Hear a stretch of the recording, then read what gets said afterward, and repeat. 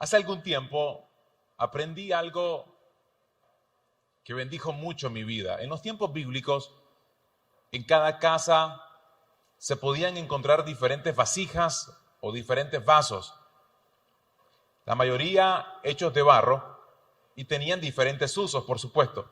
Dependía mucho del lugar en el que se les ubicaba y de lo que contenían. Lo que me llama la atención de esta práctica cultural es que las Escrituras retoman este instrumento aparentemente cotidiano en una casa cualquiera, para enseñarnos algunas lecciones que me parecen extraordinarias. El apóstol Pablo escribió en su segunda carta a Timoteo, en el capítulo 2, en el verso 20, en una casa grande no solo hay vasos de oro y de plata, sino también de madera y de barro, unos para los usos más nobles y otros para los usos más bajos. A continuación, lo que quiero es compartirles 6 tipos de vasos que encontramos en las Escrituras y que a partir de ellos aprenderemos algunas lecciones. Los vasos en esta oportunidad se convierten en una especie de analogía de lo que es nuestra vida.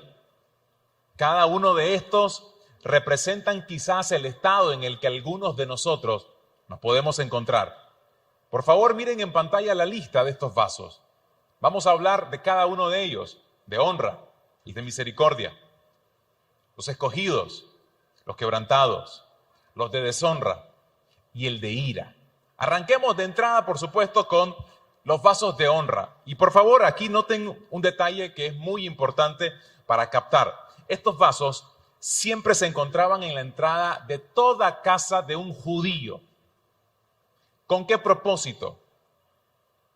Estaban puestos en la puerta, contenían agua fresca, para que cuando un visitante les llegare, este visitante tuviese la confianza de tomar el agua y por supuesto saciar la sed, que a lo mejor tendrían de un viaje quizás cansado. Y esto es importante porque luego Pablo habla en 2 de Timoteo capítulo 2, verso 21, que si te mantienes puro, serás un utensilio especial para uso honorable, dice en esta versión, honroso, dice en otra. Tu vida será limpia y estarás listo para que el maestro te use en toda buena obra. Los vasos de honra en las Escrituras representan la vida de las personas que han decidido dejarse usar por el Señor para bendecir a otros. Los vasos de honra significa todo aquel individuo, toda aquella persona, hombre o mujer, que al tener una comunión con el Señor, emprenden un proyecto donde se convierten en un canal para bendecir la vida de otras personas, de tal manera que cuando la gente se conecta con ustedes, es bendecida por lo que ustedes les dicen, por la forma en que los miran comportarse. Se vuelven un vaso de honra cuando sus vidas literalmente refleja a Cristo en otros. Y ahí es muy sencillo, aparentemente. El vaso de honra, en un sentido, todos estamos llamados a hacerlo. Pero noten el segundo, por favor. En algunos me voy a detener un poco más que en otros. El vaso de misericordia. A diferencia del primero, se ubicaba no en una casa, se ubicaba normalmente en el camino, en un trayecto que unía los barrios, las ciudades o los pueblos. También contenían agua, al igual que los vasos de honra. Sin embargo, se les denominaba vasos de misericordia porque lo podía tomar cualquier viajante, cualquier persona que iba transitando por ese recorrido y ustedes ni siquiera se daban cuenta a quién le estaban sirviendo agua. Era de misericordia, ¿por qué? Porque entre otras cosas terminaban ayudando a lo mejor a personas que quizás ni se lo merecían. Podían ser incluso ladrones, pero los ladrones cansados de robar miraban una vasija en el camino llena de agua fresca y la tomaban para saciar su sed y terminaba convirtiéndose justamente en una expresión de misericordia para alguien que a lo mejor ni siquiera merecería tener una ayuda en particular. Pablo dijo en el libro de Romanos, capítulo 9, versos 22 y 23, y que si Dios, queriendo hacer notorias las riquezas de su gloria, las mostró para con los vasos de misericordia, que Él preparó de antemano para gloria, a los cuales también ha llamado, esto es a nosotros, no solo de los judíos, sino también de los gentiles. La misericordia, mis estimados, es la acción compasiva hacia una persona que no merece ningún favor. Permítanme ahora llevarlo a la parte más práctica. ¿Qué significa para nosotros convertirnos en un vaso de misericordia? Es convertirte justamente en una extensión de la compasión de Dios para con una sociedad que por su estilo de vida a lo mejor no merecería ser ayudada. Pero nosotros que nos convertimos en representantes del Señor en este sistema en el que vivimos, extendemos misericordia puesto que conocemos a un Dios que ha sido misericordioso con nosotros. ¿Cuál es el problema y lo difícil que a veces sucede con este asunto? Que para ser sincero cuesta mostrar compasión o misericordia, generosidad, ayuda, como le quieran llamar, a las personas que particularmente son muy difíciles de tratar. No es necesariamente complejo ayudar a alguien que uno cree que se lo merece, a alguien que te ha ayudado. Lo difícil es hacerlo con alguien que creemos que no lo merece, con alguien que te ha ofendido, con alguien que ha hablado mal de vos, con alguien que te ha lastimado, te ha herido, con alguien que te ha violentado, que a lo mejor ha dañado o herido tu corazón, tu dignidad como persona. Hace algunos años leí los 10 mandamientos paradójicos de la vida. Me parecieron interesantes y se los comparto. Primer mandamiento: la gente es ilógica, irrazonable y egocéntrica. Quiéralo de todas formas. Segundo mandamiento: si hace el bien, la gente te acusará de tener motivos ocultos y egoístas. Haz el bien de todas formas. ¿No les ha pasado que ustedes se ven impulsados a ayudar a alguien, a hacerle bien a alguien, y de pronto la persona a la que le ayudaste llega a pensar, algo querrás, alguna motivación ahí desconocida tendrás, luego me lo va a cobrar, algo me va a querer pedir? Hágalo de toda forma. Tercer mandamiento: si eres exitoso, ganarás falsas amistades y verdaderos enemigos. Pero ten éxito de todas maneras. En la vida habrá gente que de todas formas no va a quedar bien con ellos. Número 4. El bien que hagas hoy será olvidado mañana, muy probablemente. Mucha gente tiene memoria corta de las cosas que ustedes han hecho por ellos. Pero ¿sabe qué? Haz el bien de todas maneras. Número 5. La honradez y la franqueza te harán vulnerable. ¿Sí o no? Muchas veces el ser honrado te vuelve vulnerable para ser abusado por alguien, para que te violenten, por ejemplo, en un ambiente laboral. Pero ¿sabe? Sea honrado y franco de todas maneras. Número 6. El hombre más grande con las ideas más grandes puede ser derribado por el hombre más pequeño con la mente más pequeña. Pero piensa en grande de todas maneras. Número 7. La gente favorece a los desamparados, pero siguen a los populares. Luche por los desamparados de toda forma, aunque eso no sea tan popular. Haga las cosas correctas, aunque eso no signifique que otros se van a dar cuenta que usted lo está haciendo. Porque después de todo no lo va a hacer por el mérito, por el crédito o por los aplausos. Lo va a hacer porque es definitivamente lo correcto. Número 8. Lo que usted pasa años construyendo puede ser destruido de la noche a la mañana. Construya de todas maneras. En otras formas, pudiéramos decir, lo que usted hoy está emprendiendo puede que tenga éxito en un momento y en el pasar del tiempo fracase. Pero no significa que como el fracaso es una posibilidad, que no emprenda. No, emprenda, aunque en el proceso a lo mejor le vaya mal. A eso es que nos referimos. Número 9. La gente necesita ayuda, pero te atacan cuando se la ofreces. Ayúdalos de todas maneras. Y número 10. Dele al mundo lo mejor de usted y lo que conseguirá es un puntapié en los dientes. Dele al mundo lo mejor de usted de todas maneras. Lo que estoy intentando decir con esto que estoy retomando, que lo encontré por ahí hace algunos años, es que sabe que un vaso de misericordia entiende que muy probablemente lo que haga por otros no será recompensado, no será aplaudido, no será bien visto, puede que a lo mejor te lo rechacen, pero sea un vaso de misericordia de todas maneras, porque usted se convierte en un instrumento del Señor para bendecir y dejar una semilla que a lo mejor puede traer la salvación a otros, ¿sí o no? Ese es el segundo vaso. ¿Sabe? Es más, quizás usted se está preguntando, ¿por qué Dios lo ha puesto en un trabajo donde usted hace las cosas correctas, intenta ayudar a los compañeros de trabajo y aún así pareciera que se le paga mal? Hágalo de toda forma. Hágalo de toda forma. Sea siempre misericordioso. Tercer vaso, los escogidos. Y para este quiero tomar un ejemplo.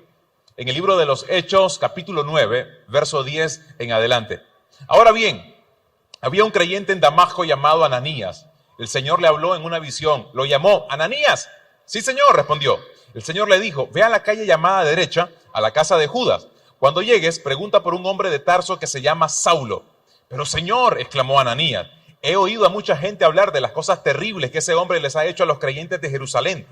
Además, tiene la autorización de los sacerdotes principales para arrestar a todos los que invocan tu nombre. Verso 15. El Señor le dijo, ve, porque Él es mi instrumento elegido para llevar mi mensaje a los gentiles y a reyes, como también al pueblo de Israel. Esa palabra que se traduce en español como instrumento, en el griego, noten en pantalla, es la palabra griego keuos. Y también se puede traducir como vaso, como vasija. Lo que está, por lo tanto, diciendo aquí el relator de esta historia es que Dios estaba describiendo a Pablo como un vaso escogido por él, con un propósito en particular. Ahora le cuento cuál era más o menos la práctica del alfarero cuando estaba elaborando sus vasijas o los vasos de barro.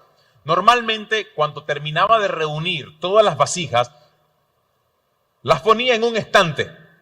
Y había una particularmente que le llamaba más la atención que otras. Por la textura, el color, en fin, por distintas razones, pero había algo que la hacía particularmente atractiva, al menos en comparación con las otras. Se parecía mucho, pero para el alfarero era muy especial. Normalmente el alfarero, luego que terminaba su jornada de trabajo, ponía en exhibición cada una de las vasijas de estos vasos de barro. Por supuesto, por aquellos que estuvieran interesados en comprar, ya vieran como en exhibición lo que él había elaborado recientemente. Pero la que a él le había gustado, normalmente se iba al estante, la quitaba de ahí y la escondía en su casa en un lugar secreto, donde solamente él tuviera acceso. Nadie más la iba a ver. ¿Por qué? Porque no iba a estar dispuesto a venderse a cualquier persona que anduviera buscando una vasija. La iba a guardar el suficiente tiempo hasta encontrar a alguien que él considerara digno de comprarlo. De otro modo, se iba a mantener ahí, guardadita.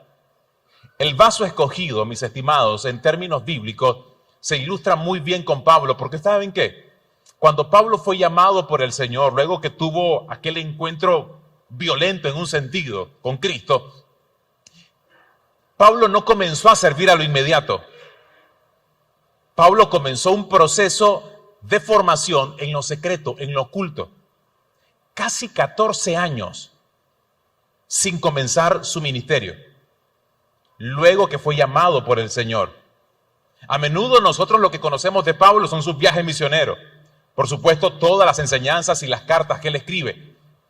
Pero no conocemos esa parte de formación, no se nos dice mucho, no se nos habla mucho. De hecho, tendríamos que leerlo ahí entre líneas para descubrir de que Pablo no comenzó su ministerio a lo inmediato, comenzó un proceso de formación que duró casi 14 años, en oculto. Vasos escogidos, ¿qué sería para nosotros? Mis amigos, ustedes han sido llamados y escogidos por el Señor para algunos asuntos en particular. Pero no siempre eso significa que vas a ser visto y que en este mismo momento vas a ser usado. Muchas veces significa estar dispuesto a hacer cosas por el Señor en lo oculto. en lo secreto.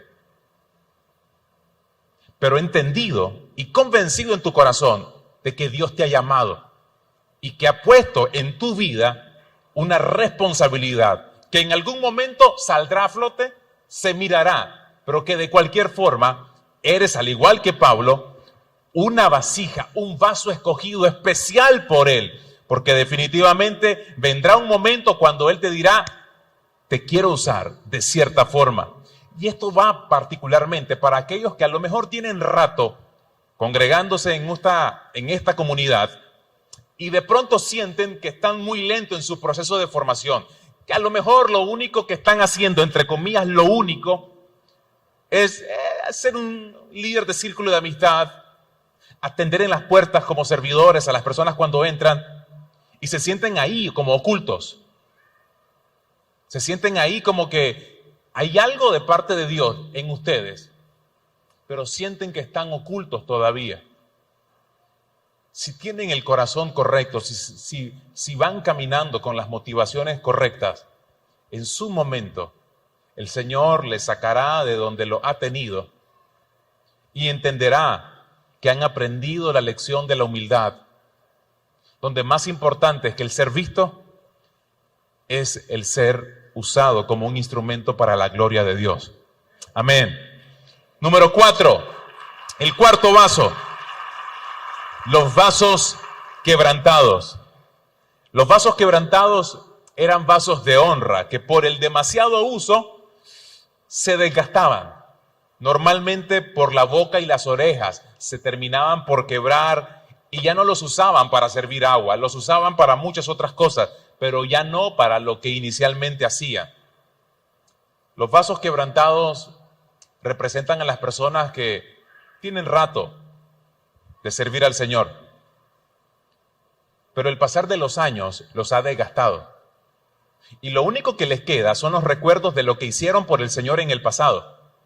Yo fui líder de círculo de amistad. Si me conocieras, Alberto, a mi círculo iban 30 personas, ¿oíste? Conocí a Mario, Miguel, a Marta, no sé qué. Ellos iban a mi círculo. Ahí comenzaron. Pero hoy, ¿qué están haciendo? Nada. Se desgastaron por distintas razones. El tema no es lo que hicieron, sino lo que están haciendo para volver a reconstruirse.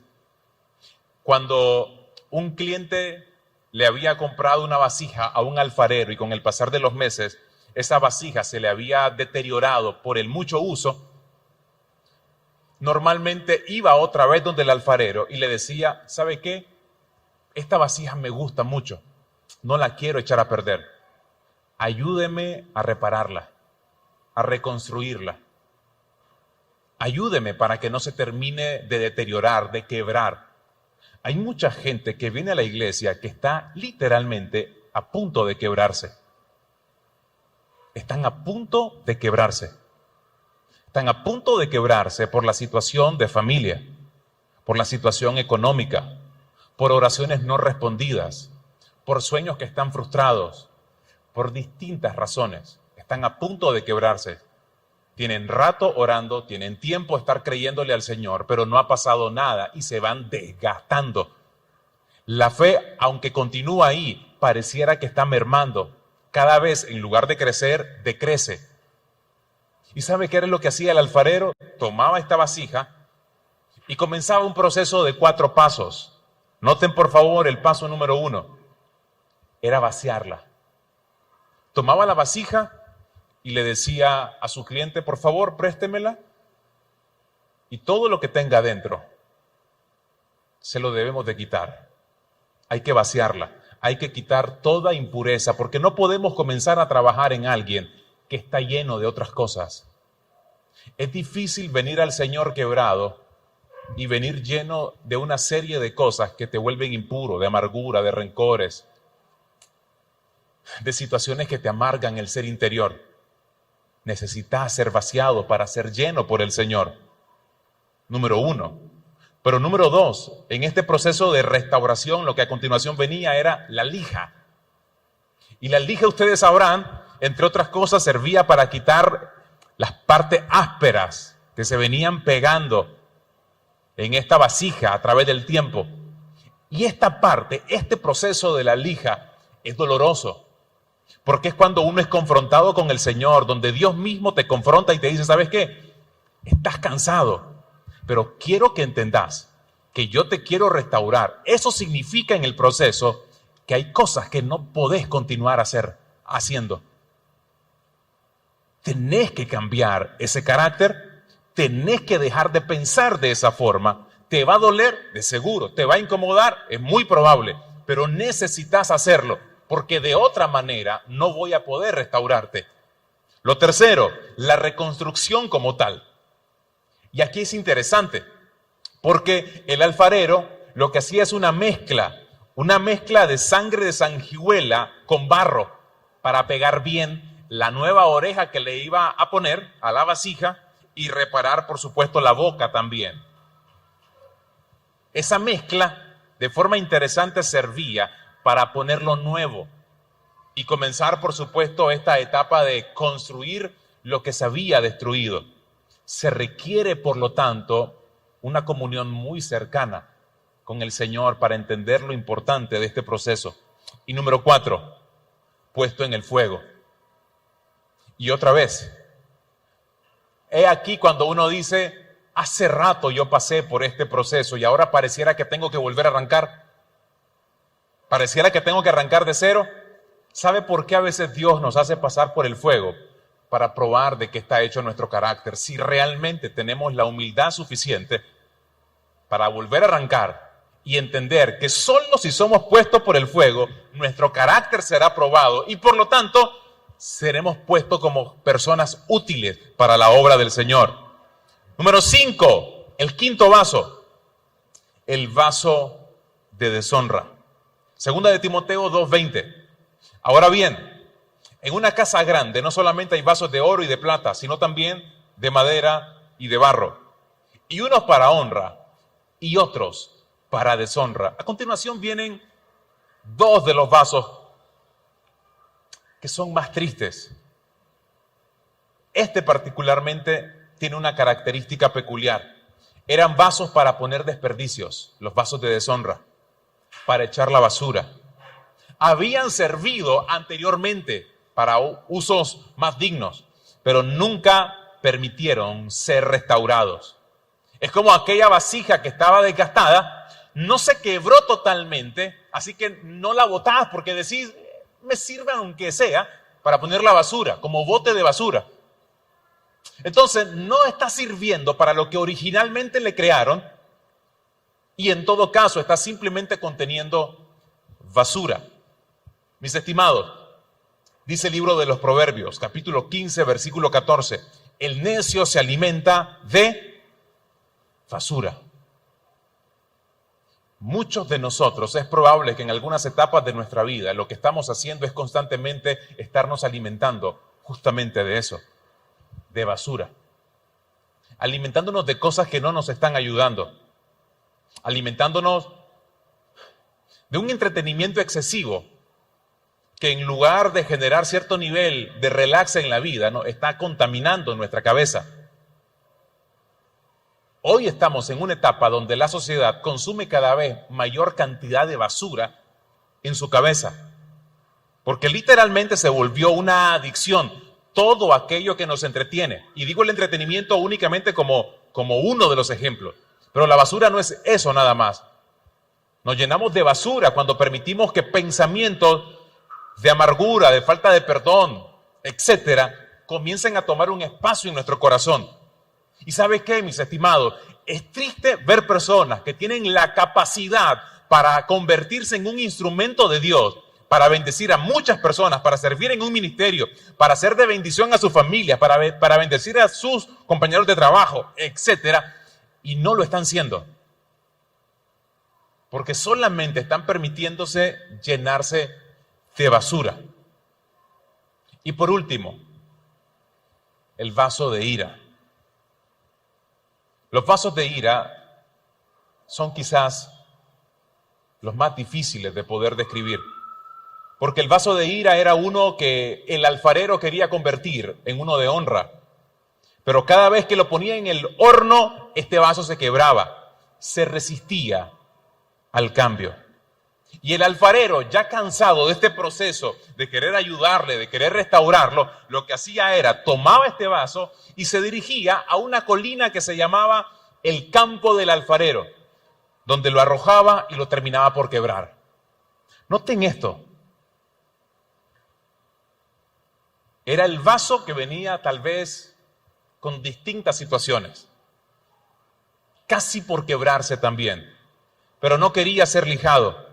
No quería pasar por el fuego, no quería ser reconstruido, no quería ser vaciado. Y cada vez que le ponían en el fuego, se resiste. Cada vez que es confrontado por la palabra, se resiste al cambio. No una vez, no 2 veces, no un mes, no 2 meses, meses tras meses. Porque el Señor no es de que a la primera y después ya no. Son sus misericordias nuevas cada mañana, ¿sí o no? Y Él nos vive dando oportunidad tras oportunidad.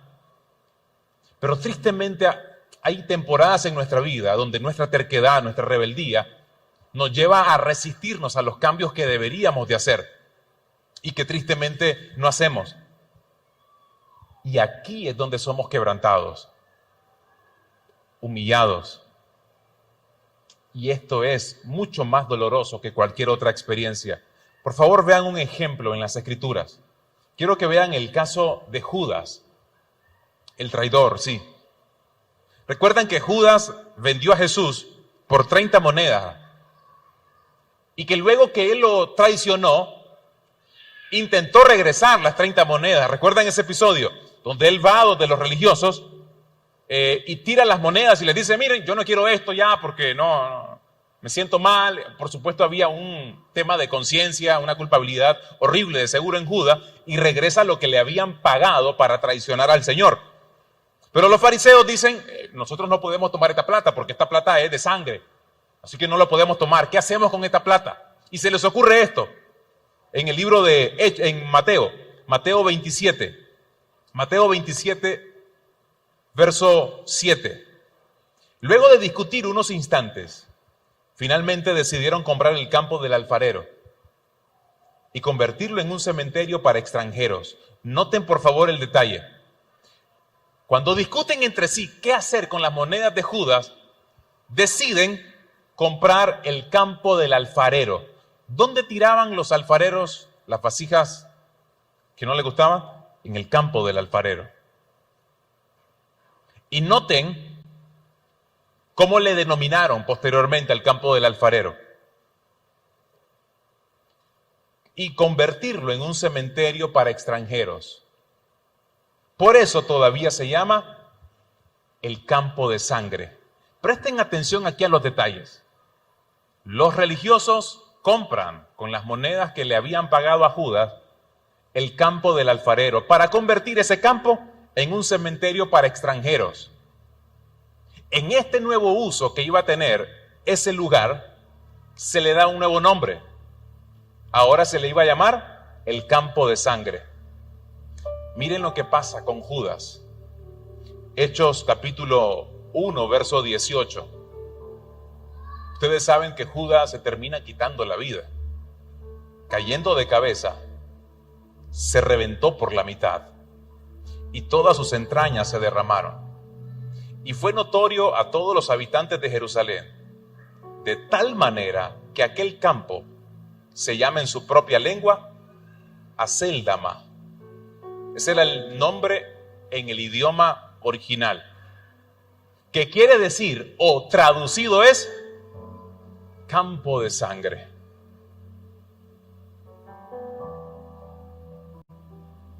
Judas termina muriendo en el campo del alfarero, denominado más adelante como el campo de sangre. Quebrado totalmente. Es donde muchas personas han terminado, no necesariamente quitándose la vida, sino renunciando a la posibilidad de que Dios te restaure cuando Dios quiere hacerlo. ¿Han pensado qué habría sucedido si Judas hipotéticamente hablando, hubiese hecho las mismas de Pedro? Porque Pedro metió también las mismas de andar. Está bien, convengamos de que no es tal vez el mismo nivel de traición, si ustedes quieren verlo así. Uno lo niega y el otro lo entrega. Pero es traición después de todo. Al menos no fue Judas el que le dijo, yo jamás te voy a abandonar. Fue Pedro. Pedro fue el más adelantado, el más atrevido, el bocón. Al menos en las escrituras no se dice que haya sido Judas. Sin embargo, Pedro, en medio de su miseria interna que de seguro sintió, y que por eso se separó del grupo de los discípulos tras la muerte de Jesús, porque recuerdan que el ángel que le anuncia a las mujeres que va a ver supuestamente el cuerpo del maestro y no lo encuentran, el ángel le dice, hey, díganle a los discípulos y a Pedro que el maestro resucitó. La mayoría de los conocedores, de los comentaristas, aducen de que el ángel les dijo, díganle a los discípulos y a Pedro, porque muy probablemente Pedro no estaba junto a los discípulos, o al menos ya no se sentía como parte de ese equipo, puesto que a lo mejor había una miseria en su interior que le hacía creer que no podía ser parte de ese grupo tan honorable de discípulos. Se sentía indigno quizás. De cualquier forma, se las arregla con el Señor. Juan capítulo 21 es uno de los encuentros de reconciliación más extraordinarios que usted puede ver en la Biblia. Cuando Jesús se reconcilia con Pedro. ¿Y si eso hubiese pasado también con Judas? ¿Será posible que a lo mejor, hipotéticamente hablando, no tengo idea, claro está, pero saben, sí estoy convencido de que por muy quebrado que ustedes se sientan, por muy quebrados que realmente estén, no solo que se sientan, el Señor le puede restaurar. Más allá de lo complejo que puede ser su situación, pero se requiere un corazón contrito y humillado. Jeremías escribió de parte del Señor en el capítulo 18 del libro que lleva su nombre: baja al taller del alfarero y ahí te hablaré. Así que hice lo que me dijo y encontré al alfarero trabajando en el torno. Pero la vasija que estaba formando no resultó como él esperaba. Note la descripción. Así que la aplastó y comenzó de nuevo. Eso me ha pasado a mí y estoy convencido que le ha pasado a usted. El Señor nos forma y hacemos cosas que no debemos. ¿Y qué hace Él? Nos aplasta. Sí, Dios nos aplasta y comienza de nuevo. Esa es su especialidad. Te aplasta porque hicimos las cosas mal, pero comienza de nuevo. Y eso es genial, eso es una muy buena noticia, ¿sí o no? No importa lo mal que lo hemos hecho, Él puede comenzar de nuevo con ustedes. Pero noten esto, hasta ahí la noticia es buena. Verso 5. Después el Señor me dio este mensaje: oh Israel, ¿no puedo hacer contigo lo mismo que hizo el alfarero con el barro? De la misma manera que el barro está en manos del alfarero, así estás en mis manos.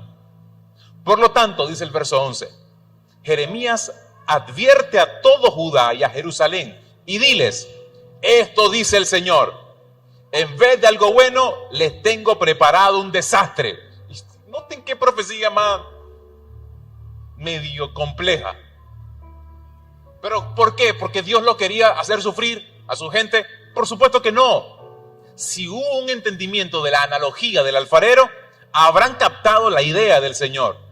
Los quiero aplastar para volver a comenzar con ustedes. Porque los quiero usar, los quiero escoger. Vasos de honra, vasos elegidos para la gloria del Señor. Pero noten qué triste lo que continúa.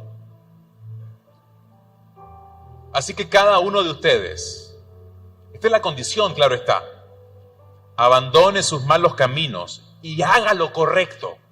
Ese fue el mensaje de Jeremías, de Dios a través de Jeremías. Sin embargo, el pueblo respondió. Miren esto. Miren esta escena. Está Jeremías, y permítanme el atrevimiento, en este momento asumo papel de Jeremías y les vengo a decir, mis estimados hermanos, Osana Masaya, les tengo una palabra, el Señor los quiere aplastar. Para comenzar de nuevo con ustedes. Los quiere aplastar porque han hecho las cosas mal, han pecado, lo han ofendido a Él. Pero Él es bueno y quiere comenzar de nuevo con ustedes. Quiere mostrar su misericordia, su favor. Quiere decirles que el plan de Él continúa siendo el mismo.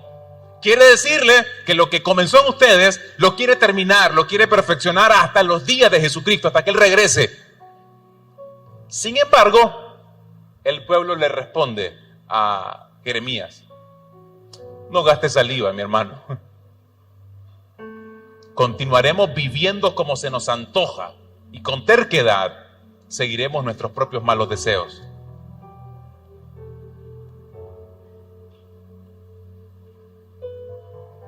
¿No es acaso lo que a veces uno dice, no necesariamente con esas palabras, pero sí con nuestras acciones? A ver, Alberto, sí entiendo todo lo que me estás diciendo. Sí entiendo de que tengo que ser lijado, sí entiendo que tengo que ser vaciado, sí entiendo que tengo que cambiar de pensar, que tengo que aprender humildad, sí entiendo cada una de esas cosas. Pero seamos sinceros, la cosa está difícil, mi situación es muy compleja, así que voy a seguir viviendo como yo quiero. Así que no gaste saliva. Ya son las 8, así que termina ya.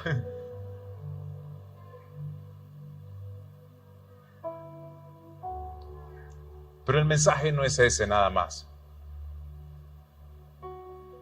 El mensaje, una vez más, es que Él lo quiere restaurar. Y el alfarero está una vez más en su taller recibiendo vasijas que están quebradas. Las está recibiendo. Los vasos de ira no son tirados por el Señor finalmente. Ellos mismos se terminan dirigiendo en sus propias decisiones a ese lugar, al campo de sangre. No fue Jesús que condujo a Judas a quitarse la vida. Él mismo lo decidió. Es uno mismo el que se estrella cuando decide voluntariamente resistirse al Señor, a lo que Él quiere cambiar. La pregunta para cerrar es esta: ¿en qué áreas me estoy resistiendo? ¿En qué me estoy resistiendo? Desde hace rato vengo escuchando de parte de Dios que debo de cambiar mi carácter, que tengo que aprender finalmente a controlar mis impulsos de enojo, a ser paciente, a dejar de mentir, a abandonar la infidelidad, a ser un mejor padre, un cónyuge fiel, a abandonar las adicciones, a comenzar a servir realmente, a comprometerme con el Señor. Me estoy resistiendo al llamado incluso que Dios ha puesto. Porque a lo mejor no necesariamente tiene que ver con un acto malvado. A veces la maldad se disfraza de otra forma. Me resisto a comprometerme más con el Señor, a servirle, a usar lo que me entregó para sus fines, para la misión. Y no necesariamente me estoy refiriendo a que se metan en un ministerio dentro de esta iglesia local. Ustedes pueden ser usados desde sus trabajos, en su cuadra. Porque puede que digan: pastor, a mí no me da chance de servir en un ministerio. Yo no trabajo necesariamente en una empresa, pero usted tiene vecinos y no tiene la más mínima idea de cuánto el Señor le puede usar, aún si su trabajo es en casa. Nunca minimice lo que Dios pudiera hacer en el lugar donde usted se encuentre. Y menos minimice lo que usted pudiera hacer, lo que usted pudiera hacer con el respaldo del Espíritu Santo en su vida. pero tiene que dejarse moldear por el alfarero. Amén. Cierre sus ojos, por favor, por unos segundos.